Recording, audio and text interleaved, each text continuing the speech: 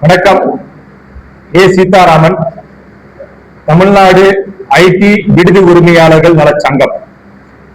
இந்தியாவில் இருக்கக்கூடிய விடுதி உரிமையாளர் சங்கத்திலேயே மிகப்பெரிய சங்கம் எங்களுடைய சங்கம். எங்களுடைய சங்கம் தான் இந்தியாவில் இருக்கக்கூடிய அனைத்து சங்கங்களுக்கும் வழிகாட்டி. அது கர்நாடகாவா இருக்கட்டும், தெலுங்கானாவா இருக்கட்டும், ஆந்திராவா இருக்கட்டும், அனைத்து சங்கங்களுக்கும் வழிகாட்டியாக இருக்கக்கூடிய மிகப்பெரிய சங்கம், இந்தியாவில் இருக்கக்கூடிய மிகப்பெரிய சங்கம் அவருடைய சங்கம். இந்த சங்கத்தின் சார்பாக இன்றைக்கு நாங்கள் பத்திரிகை நண்பர்களை சந்திப்பதற்கான காரணம் உங்களுக்கெல்லாம் தெரிந்த ஒன்றுதான். என்னவென்றால், வளைகுடா போரின் காரணமாக எரிவாயு தட்டுப்பாட்டினால் இந்த விடுதிகள் எல்லாம் மிகப்பெரிய இன்னலுக்கு ஆட்பட்டிருக்கிறோம். இந்த விடுதிகளை நம்பி 20,000 விடுதிகள் தமிழகத்தில் 20,000க்கும் மேற்பட்ட விடுதிகள் இருக்கின்றது. அதுல 14,000 விடுதிகள் எங்களுடைய சங்கத்திலே இருக்கின்றன. அது மட்டுமல்லாமல் எங்களை நம்பி 2 லட்சம் பணியாளர்கள் பணிபுரிகிறார்கள். எங்களிடம் 2 லட்சம் பணியாளர்கள் பணிபுரிகிறார்கள். எங்களை நம்பி 20 லட்சத்திற்கும் மேற்பட்ட பணிபுரியும் ஆடவர், மகளிர், மாணவ மாணவியர் அனைவரும் எங்கள் விடுதிகளிலே தங்கி அவர்களுடைய பணி செய்வதோ படிப்பதோ செய்து கொண்டிருக்கிறார்கள். அவர்களுக்கு எங்களால் சரியான உணவு அளிக்க முடியாத சூழ்நிலையை இந்த எரிவாயு தட்டுப்பாடு ஏற்படுத்தியுள்ளது. மார்ச் மாதம் 10ஆம் தேதி நாங்கள் இதேபோல் பத்திரிகையாளர் சந்திப்பிலே சொல்லியிருந்தோம், 2-3 நாட்களுக்குள் எங்களுக்கு எரிவாயு கிடைக்கவில்லை என்றால் எங்களால் இந்த உணவை சரியாக கொடுப்பதற்கான வாய்ப்புகள் குறையும், அப்படி என்று ஒரு காரணத்தை சொல்லியிருந்தோம். அதன் பிறகு மார்ச் மாதம் 13ஆம் தேதி மரியாதைக்குரிய தமிழ்நாடு முதலமைச்சர் அவர்களுக்கும் எங்கெல்லாம் விடுதிகள் பெரும்பாலான விடுதிகள் இருக்கின்றனவோ அனைத்து மாவட்ட ஆட்சியர்களுக்கும் சமூக நலத்துறை அதிகாரிகளுக்கும் எங்கள் சங்கத்தின் சார்பாக கடிதங்களை அனுப்பியிருந்தோம்.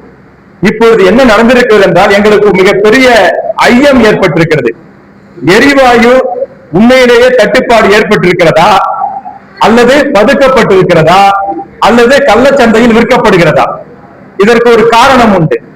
வளைகுடா போர்கள் ஆரம்பித்த போது மத்திய எரிவாயு அமைச்சகம் என்ன சொன்னது என்றால், போருக்கு முன்பதாக 100% கொடுத்திருந்து 20% கொடுத்தது. 100 சிலிண்டர் கொடுக்குறாங்கன்னா போருக்கு அப்புறம் 20 சிலிண்டர் கொடுத்தாங்க.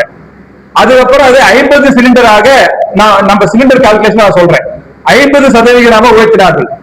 கடந்த 3 நாட்களுக்கு முன்பாக 70% மத்திய எரிவாயு அமைச்சகம் உயர்த்தி இருக்கிறது. எங்களுடைய கேள்வி எல்லாம், இப்பொழுது 10 சிலிண்டர் எங்களுக்கு கிடைக்குதுன்னா இப்ப 7 சிலிண்டர் கிடைக்கணும். ஆனால் நேற்றைக்கு ஒரு விலை, இன்றைக்கு ஒரு விலை. இன்றைக்கு 8,500 ரூபாய் ஒரு சிலிண்டர் என்கிறார்கள். 2,000 ரூபாய் இருந்த சிலிண்டர் இன்றைக்கு 8,500 ரூபாய் என்று சொல்கிறார்கள்.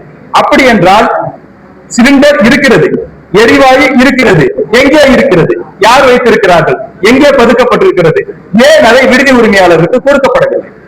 அதே போன்று ஓட்டல் உரிமையாளர்களுக்கு நாங்கள் எரிவாயு கொடுப்போம், உங்களுக்கு இல்லை, அப்படி என்ற ஒரு தகவல் வந்திருக்கிறது. நாங்கள் தவறாக சொல்லவில்லை. ஓட்டல் உரிமையாளர்களுக்கு எரிவாயு கொடுப்பதை நாங்கள் வரவேற்கிறோம். கேஸ் அவங்களும் கொடுக்கணும், அவங்களும் தொழில் பண்றாங்க, அவங்களும் சாப்பாடு எல்லாரும் கொடுக்க வேண்டிய கட்டாயம் இருக்குது. அவங்களும் நம்பி பல தொழிலாளர்கள் இருக்கிறாங்க.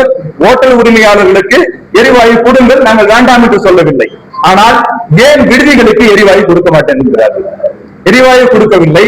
அதே சமயத்தில் ஹோட்டல்களுக்கு எல்லாம் 2% நாங்க மின்சார அடுப்பு பயன்படுத்த வேண்டிய சூழ்நிலை ஏற்பட்டிருக்கிறது. மின்சார அடுப்பு பயன்படுத்தினால் மின்சார கட்டணத்திலே 2% குறைக்கப்படும் என்று ஹோட்டல்களுக்கு அறிவிச்சிருக்காங்க. வரவேற்கிறோம். ஹோட்டல் உரிமையாளர்களுக்கு நாங்கள் சப்போர்ட் பண்றோம், வரவேற்கிறோம்.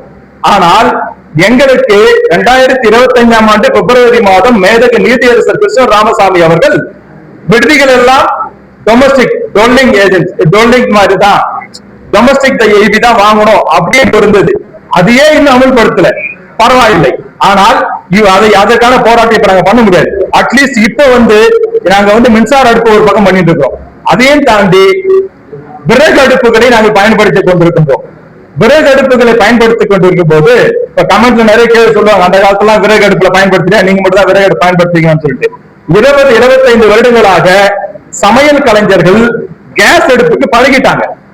இந்த விறகு அடுப்புல கேஸ் அடுப்புல 2 மணி நேரத்துல சமைக்கணும்னாக்கா இந்த விறகு அடுப்புல 6 மணி நேரம் ஆகுது.